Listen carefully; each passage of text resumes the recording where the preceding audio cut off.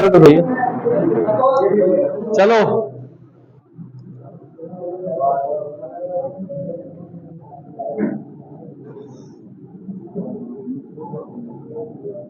Ampere circuital law.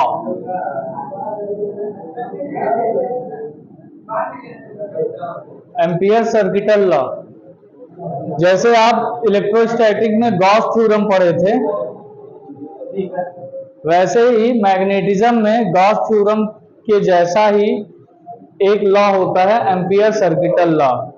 अब जैसे Gauss theorem का एप्लीकेशन ये था कि किसी चीज पर अगर चार्जेस ज्यादा आ जाएं, मतलब करोड़ों चार्ज, लाखों चार्ज अगर इसके ऊपर पूरा डिस्ट्रीब्यूट हो जाए, तो एक एक चार्ज की वजह से आप किसी पॉइंट पर इलेक्ट्रिक फील्ड निकाल के फिर उसका वेक्टर सम नहीं कर सकते थे।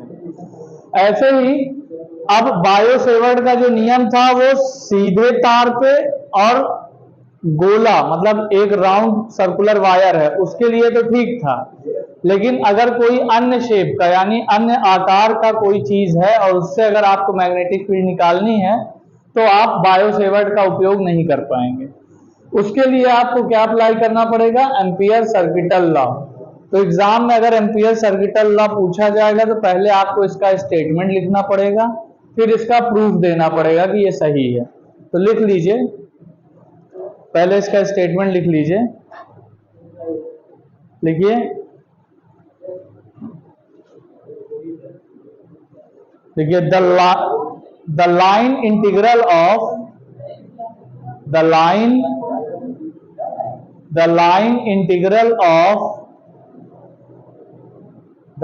Integral of magnetic field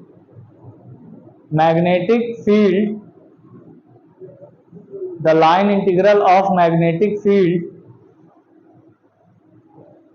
of a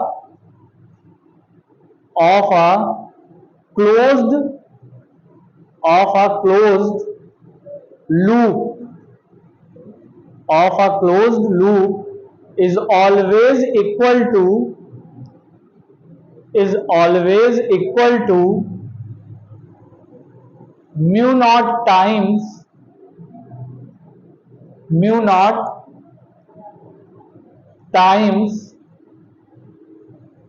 current inside the loop।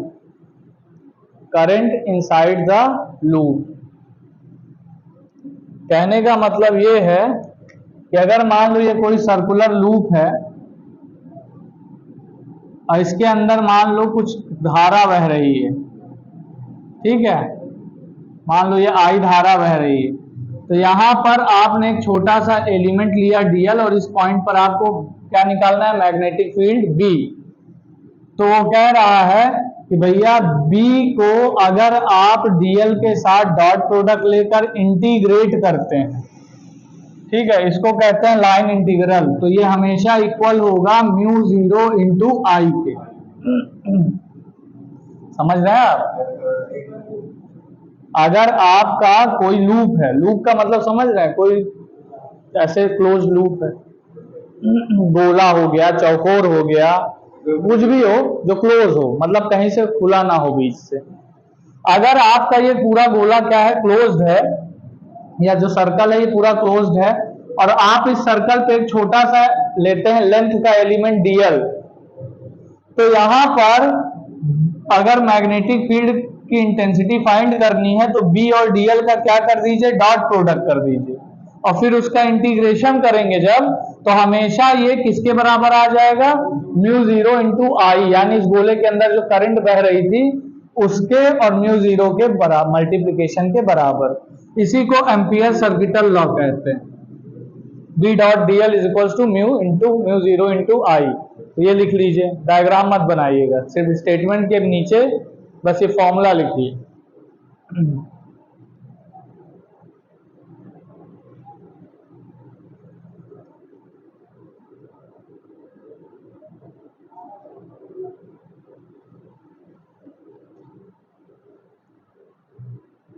लिख लिया? अब इसका प्रूफ देखना है भाई। प्रूफ का मतलब इसका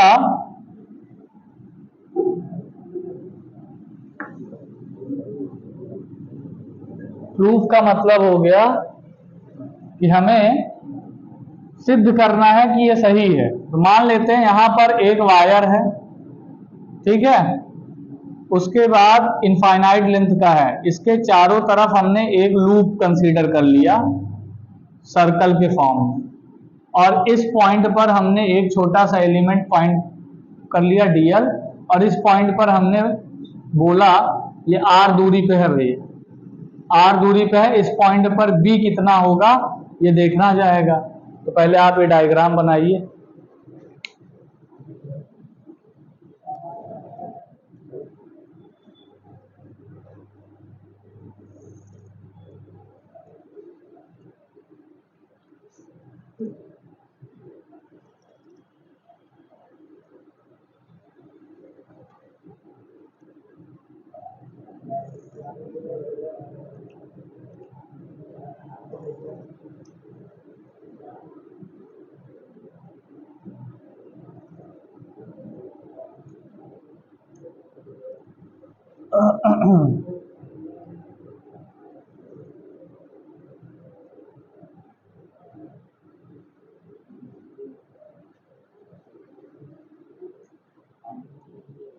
अगर आप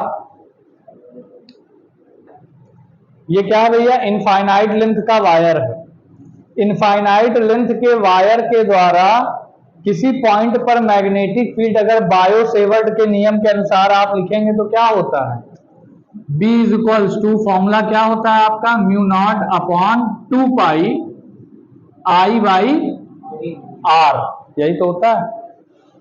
अरे इनफाइनाइट लेंथ के वायर के द्वारा किसी पॉइंट पर मैग्नेटिक फील्ड आप निकालते हो तो क्या आता था, म्यू नॉट अपॉन 2 पाई या mu naught upon 4 pi 2I by R, यही तो लिखते थे ना, mu naught upon 4 pi 2I by R, 2 से 4 काट दिया तो mu naught upon 2 pi I by R, ठीक। अब क्या कहा है भाई, आपका जो एम्पियर सर्किटल लॉ कह रहा है कि integration of B dot D L ये म्यू नॉट इंटू आई के बराबर होता है। तो क्या मैं इंटीग्रेशन इसका करके डीएल के साथ इसका डॉट प्रोडक्ट ले करके इंटीग्रेशन करके देखता हूं, अगर म्यू नॉट आई के बराबर आ गया तो इसका मतलब एम्पियर सर्किटल लॉ क्या है, सही है। अरे एलएचएस आरएचएस के बराबर हो जाए मतलब तो नियम सही है। तो मैंने एलएचएस लिया लेफ्ट हैंड साइड किसका, एम्पियर सर्किटल लॉ का।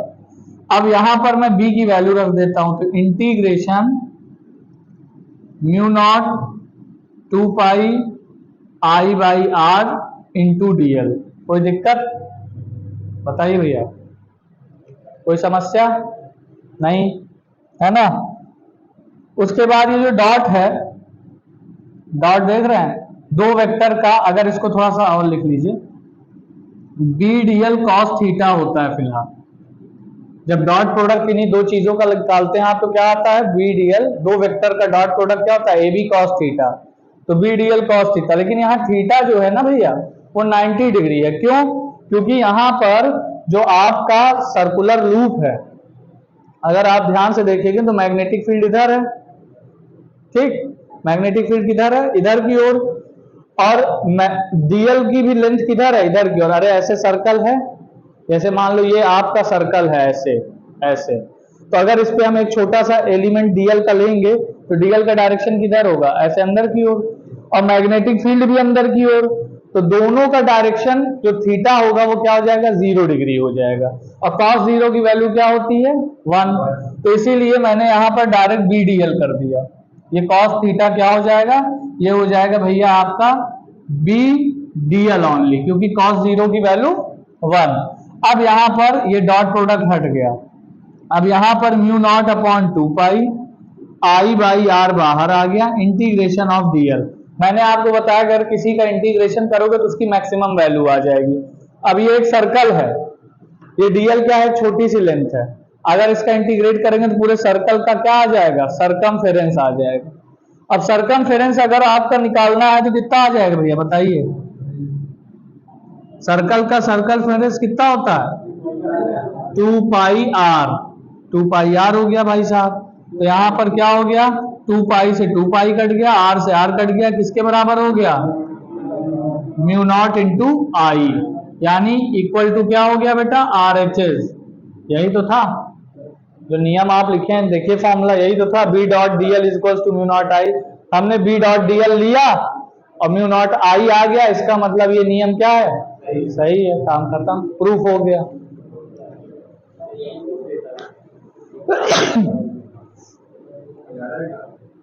हाँ लिख लो। हाँ हाँ आता है, 4 और नंबर के लिए आता है।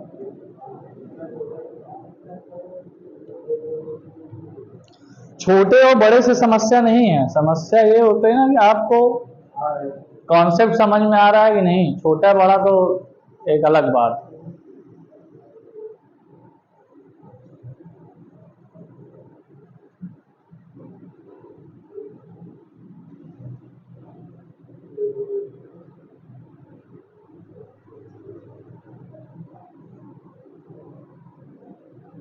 यार तुम लोग बहुत मोबाइल रखे हो भाई, मोबाइल के ऊपर मोबाइल रखे हो, क्या एक दूसरे से कुछ जा रहा है क्या, डेटा होता है?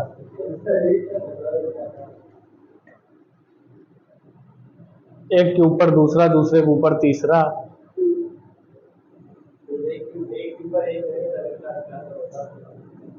वही कह रहे हैं, ट्रांसफर कर रहे हैं कुछ ये लोग।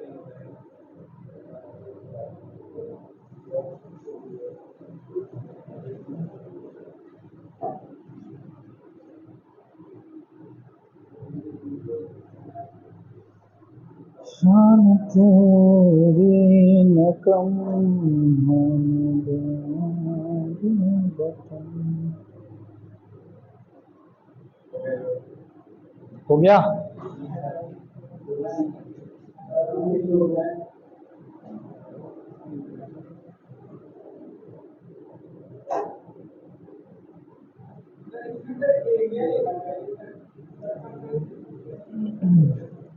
एलिमेंट कौन सा लिए हो? लेंथ एलिमेंट लिए हो। सरकमफेरेंस पे एक छोटी सी लंबाई लिए हो, तो जब इंटीग्रेट करोगे तो पूरी लंबाई आएगी, तो पूरे इसका सरकमफेरेंस का लेंथ कितना होता है, 2 पाई आर, वृत्त की परिधि। ठीक है, तो जो एलिमेंट आप लेते, अगर मैं यहाँ डीए लेता, डीए मतलब स्मॉल एरिया, तब इंटीग्रेट करता तब पाई आर स्क्वायर आता, एरिया आता। ठीक है, मिटा रहे भैया?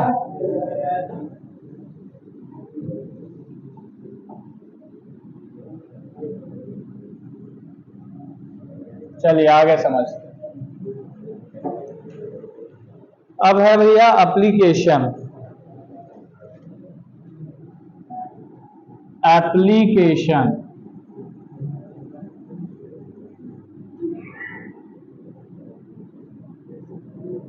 एप्लीकेशन ऑफ लॉ, जैसे गॉस थ्योरम के कुछ एप्लीकेशन थे, वैसे यहां इसके भी कुछ एप्लीकेशन है। नंबर 1, पहला क्या है, magnetic field, magnetic field due to thin wire of infinite length.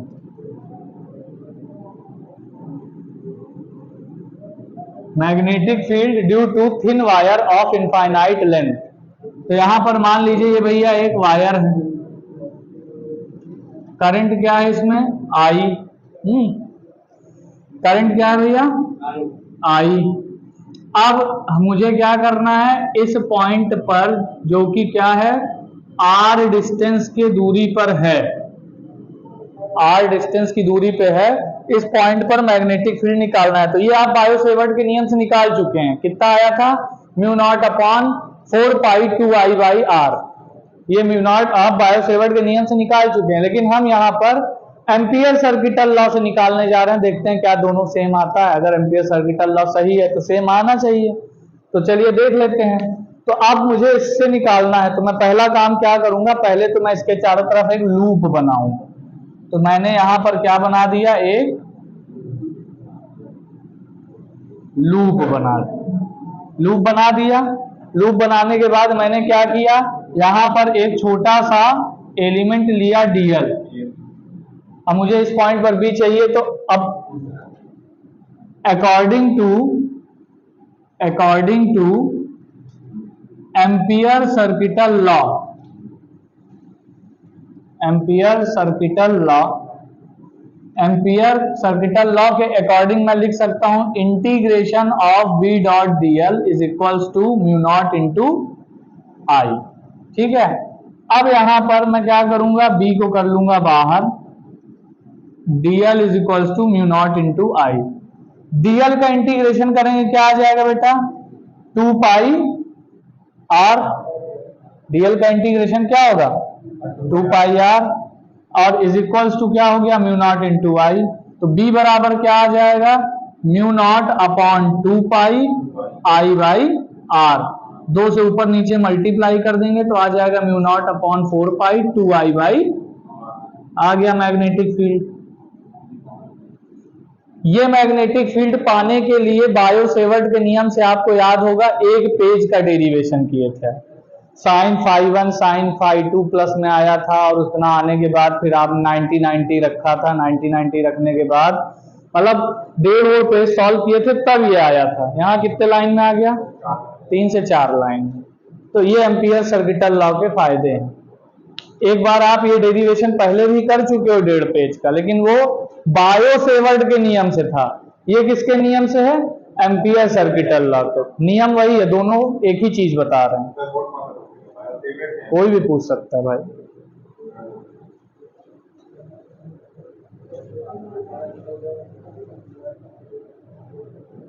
तुम पीछे भाग गए यार, पीछे ज्यादा अच्छा दिखता है क्या,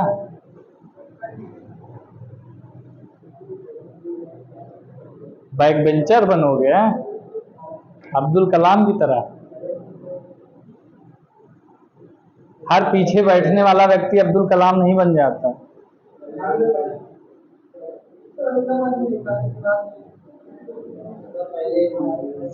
ऐसा नहीं, दिमाग की बात नहीं होती बेटा।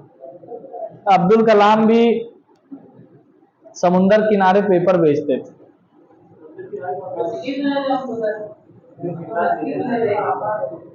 पेपर, दिमाग आप सोचिए बचपन में उनका दिमाग का विकास कितना ज्यादा हुआ हो, कुछ भी नहीं। दिमाग जानते हो क्या है, जिस दिन आपने ठान लिया कुछ करने का और जिस दिन आपने अपना पूरा समय उसको पाने में लगा दिया, उस दिन से आपके दिमाग का विकास होना शुरू हो जाएगा। आप फंसे हो, आप उलझे हो 4 चीजों में, बस मुद्दा ये है कि दोस्त को भी संभाल लें, हाँ रात को फोन भी संभाल लें, उसके बाद क्या कहते हैं घर परिवार सब देख लें। आप सिर्फ अपना केवल कैरियर फोकस कर लो, एक टारगेट बना लो हमको ये बनना है, और फिर उसी के हिसाब से काम करना शुरू कर दो। देखो 1 साल 2 साल के अंदर आपका दिमाग का विकास अपने आप हो जाएगा। अभी इसी आप ही में से बैठा कोई व्यक्ति जिसको फिजिक्स केमिस्ट्री बिल्कुल समझ में ना आ रही है, वो सिर्फ इतना सोच ले कि मुझे क्या कहते हैं आईआईटी निकालनी है, आईआईटी में जाना है, उसी हिसाब से अपनी तैयारी करना, दिन भर उसी में लगा रहे। दिन भर फिजिक्स केमिस्ट्री मैथ पढ़े कैसे नहीं आएगा, लगाने वाले ही लगाते हैं। छोड़ दे सब कुछ, पूरी दुनियादारी। आपने खुद अपने आप को रोक के रखा है, कोई आपको रोकने वाला नहीं है।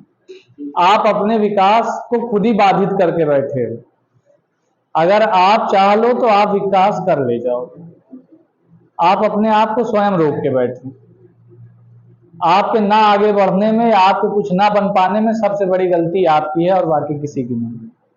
ठीक है, कोई अगर व्यक्ति कहता है कि मैं कंडीशन की वजह से नहीं पढ़ पाया, तो कंडीशन की वजह से बहुत बच्चे हैं जो जिनको कुछ भी सुविधा नहीं मिली लेकिन बहुत कुछ बन गए। कोई भारत का राष्ट्रपति बन गया है तो कोई अमेरिका का राष्ट्रपति बन गया है। ठीक है तो कंडीशन को मत कोसिए, कंडीशन हर आदमी की अच्छी नहीं होती, लेकिन उसके हिसाब से मेहनत करना होता है। समझ में आया भैया? चेंज क्यों आएगा?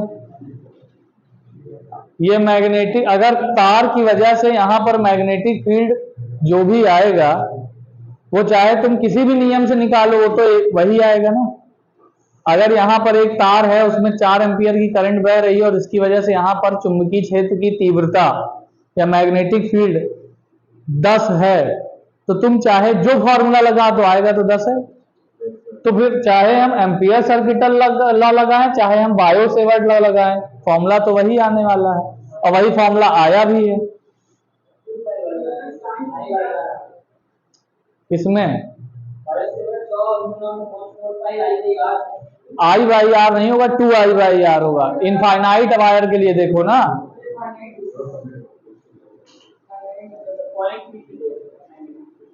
साइन φ1 प्लस साइन φ2 भी लगा उसके बगल, और फिर जब इनफाइनाइट का केस होता है तो φ1 और φ2 90 डिग्री हो जाता है, अब वो 1 1 जुड़ के 2 बन जाता है।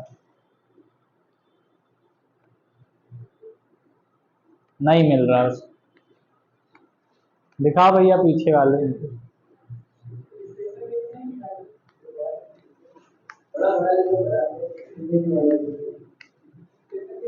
बड़ा लिखने से दिख जाएगा। अरे उसको मान लो छोटा ही पसंद हो, ठीक है, बड़े में उसको अच्छा ना लगता हो, अपनी अपनी पसंद की बात है, ठीक है।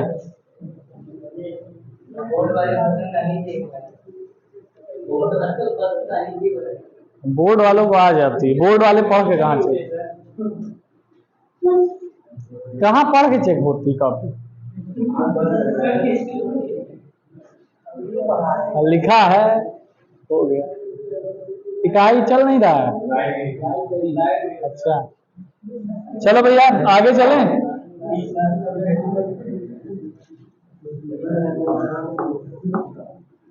चले नहीं, अभी तुम लोग को हम प्रवचन देने लगेंगे, 1 घंटा निकल जाएगा, और इतना पता है मुझे, कितना भी प्रवचन दे लो तुम लोग करते हो अपने हिसाब से, कोई मतलब है नहीं। चलो भैया, magnetic field number 2, magnetic field due to long solenoid, solenoid को बेटा कहते हैं परिनलिका, ठीक है, हिंदी वाले सोलेनॉइड को क्या कहते हैं? परिनलिका। तो magnetic field due to long solenoid. अब सोलेनॉइड होता क्या है?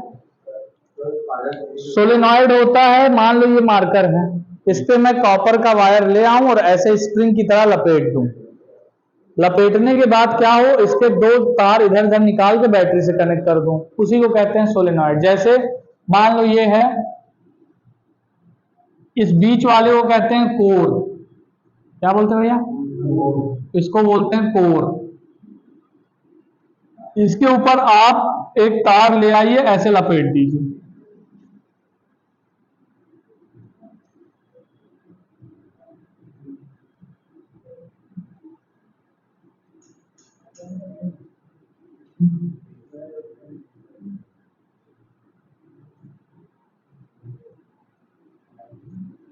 और एक तार यहां पर, एक तार यहां पर, और इसको फिर बैटरी से जोड़ दीजिए।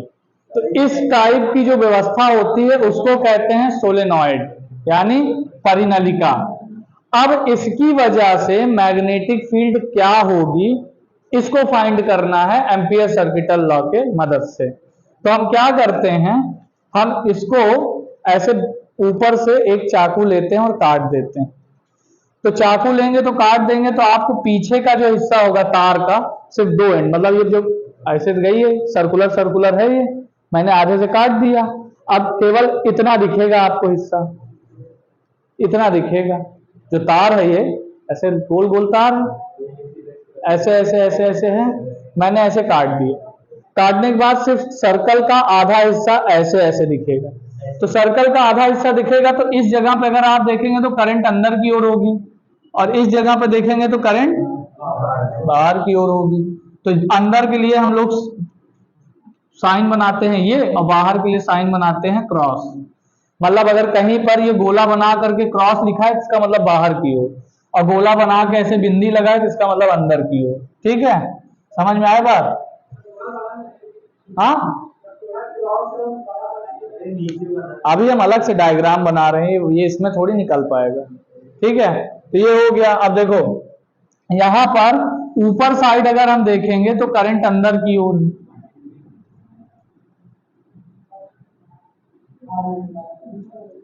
और नीचे की साइड देखेंगे तो करंट बाहर की ओर है।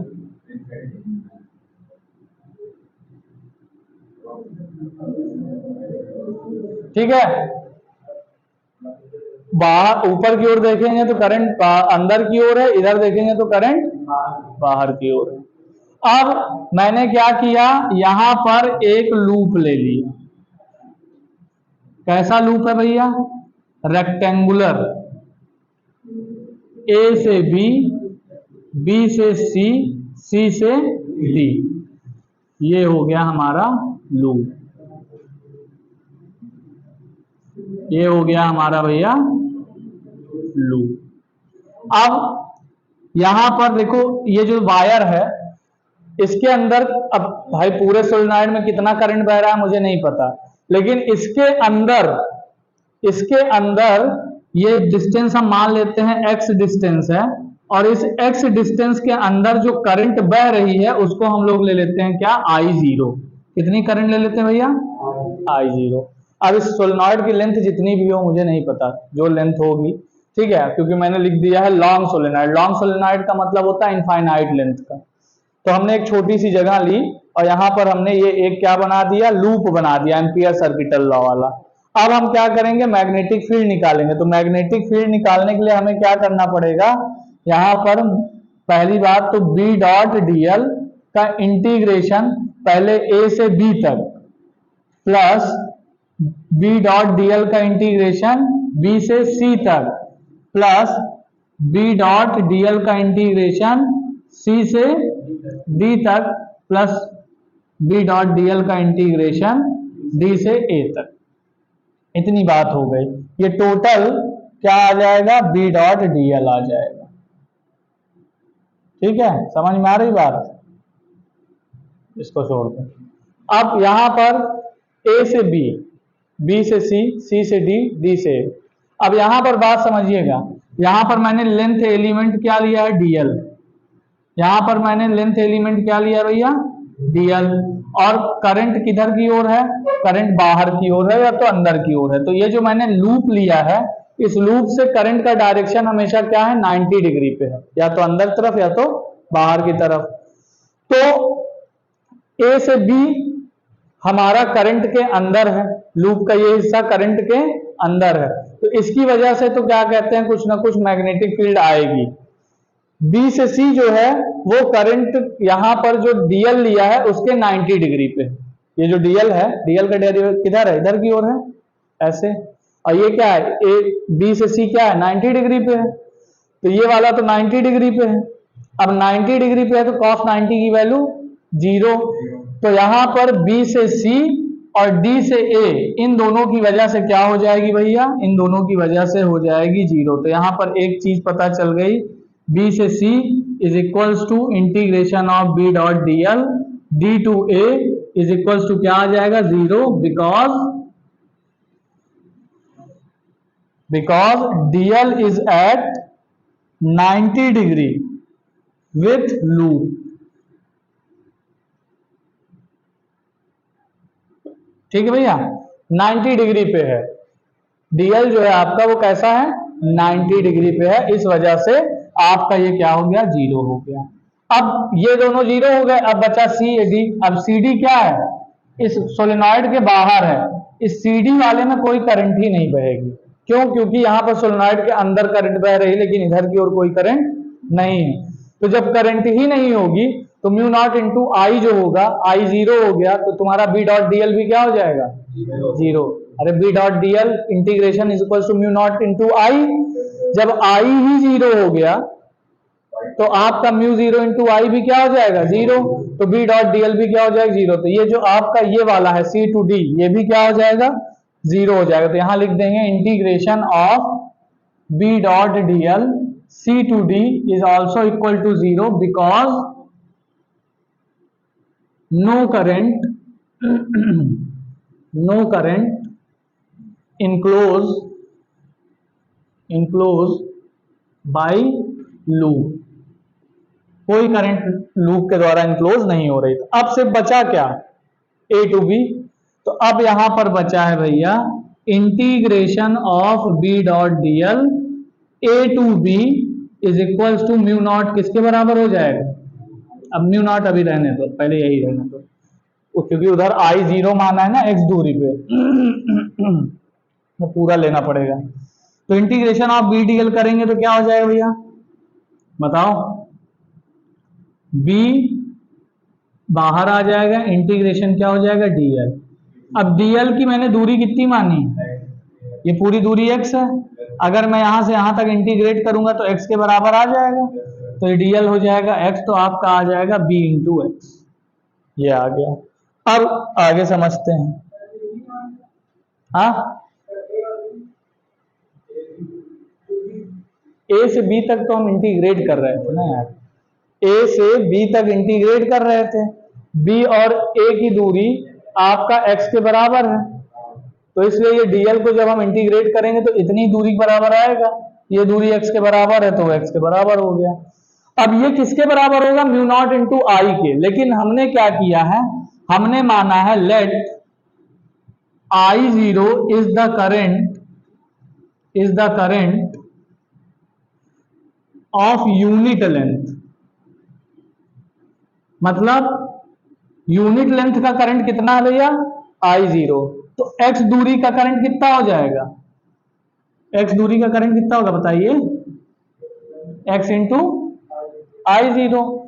मान लेते हैं नंबर ऑफ टर्न्स इसमें कितने हैं n, तो आपका एक फेरे में इतनी करंट, तो n फेरों में कितनी करंट n x आई जीरो, सही है। और ये करंट आ गया। अब यहां पर ये जो bx होगा according to Ampere circuital law, according to Ampere circuital law, Ampere circuital law B X is equal to किसके बराबर होता है भैया, म्यू नॉट इंटू आई, और आई की जगह क्या निकाले हो एन एक्स, तो mu naught N X I zero, इधर बी एक्स, एक्स से एक्स कट गया, तो आपका फाइनली क्या आ गया, b is equals to mu naught n into I zero. यही आपका मैग्नेटिक फील्ड होगा सोलेनॉइड की वजह से, ठीक है। करोगे इतना निकलेगा इतना छोटा सा, नोट करो। हाँ अब उतार लो, छाप लो और घर जाके इसको फिर से एक बार पढ़ना अपनी पुस्तक से, फिर इस नोट्स से, फिर लगाना, तब जाके दिमाग में घुसेगा। और सोचो एक ही दिन में सब हो जाए तो मामला बन नहीं पाएगा।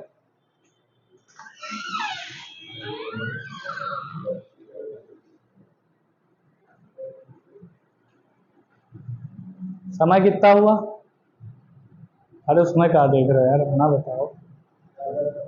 10:22। 10:22। चलिए लिखिए, तो लिखिए, तब एक डेरिवेशन और हो सकता है।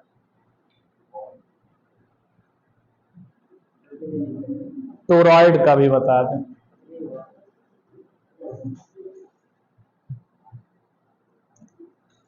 अरे बड़ा कॉम्प्लेक्स है ये सब, बिना पढ़े आ जाए ऐसा हो ही नहीं सकता।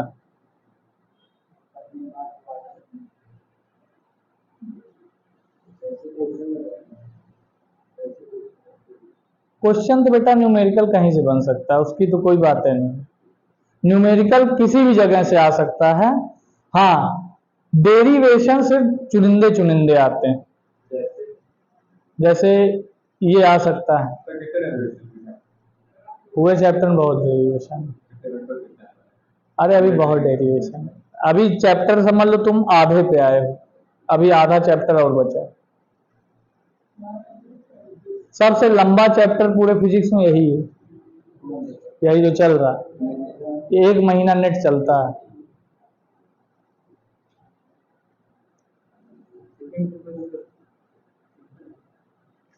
सेकंड बुक भी सिंपल नहीं भैया,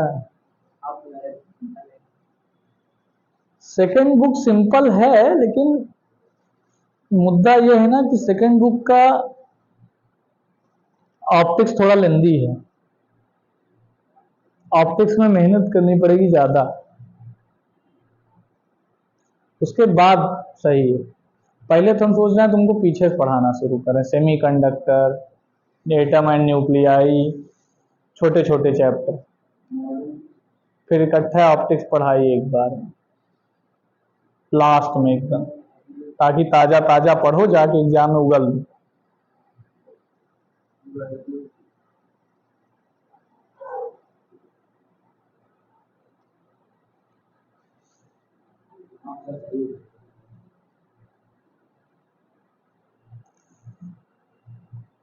अब बस यही मैग्नेटिज्म पढ़ाने के बाद अब सेकंड पेपर ही पढ़ाएंगे, फर्स्ट पेपर रोकेंगे थोड़ा, कुछ उधर भी पढ़ लो तब फिर बैलेंस हो मामला।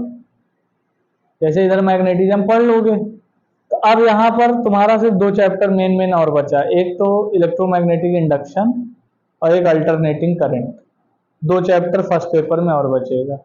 सेकंड पेपर अभी पूरा बचा हुआ है आपका, तो अब सेकंड पेपर स्टार्ट किया जाए, उसमें सेमीकंडक्टर पढ़ाया जाए पहले, फिर डायोड पढ़ाया जाए, फिर ट्रांजिस्टर पढ़ाया जाए, फिर कम्युनिकेशन सिस्टम और लॉजिक गेट। और तो ये सब क्या है ना, तुमको 10 नंबर 15 नंबर दे देते हैं फ्री में, कुछ है नहीं उसमें, और आराम से आपको नंबर मिल जाएगा।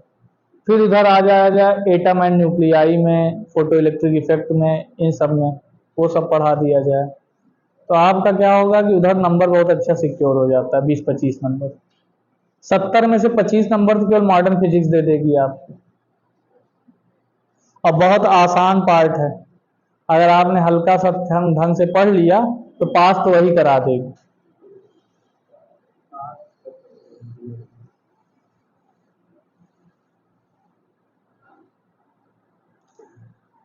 सिस्टमैटिक पढ़ोगे तो समस्या नहीं होगी, पढ़ते ही नहीं हो तुम लोग, सबसे बड़ी समस्या ये है ना, जो टीचर पढ़ा के निकलता है वही तुमको लोग को बताता है कि पढ़ते नहीं बच्चे, कुछ आवे नहीं करता, जो पूछो जवाब नहीं मिलता।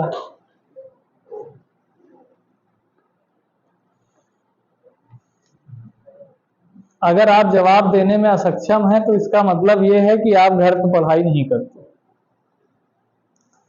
घर पे पढ़ोगे तो यार कुछ ना कुछ तो आएगा, हम कहते हैं ना पूरा आए, 10%, 20%, 25%, 30% कुछ तो दिमाग में घुसेगा, एकदम सन्नाटा थोड़ी रहेगा, कोई कुछ पूछे तुम बता ही ना पाओ 100%।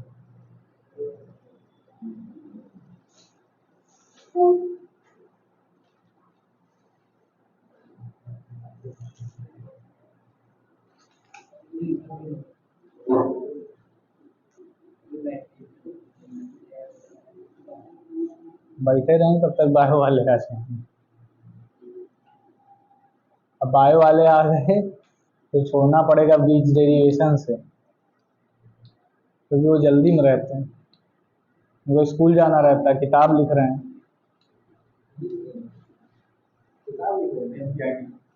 एनसीईआरटी लिख रहे हैं।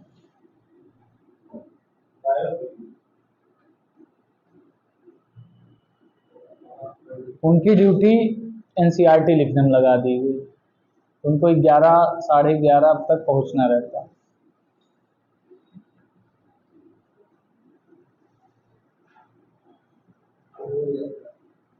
आ गए लगा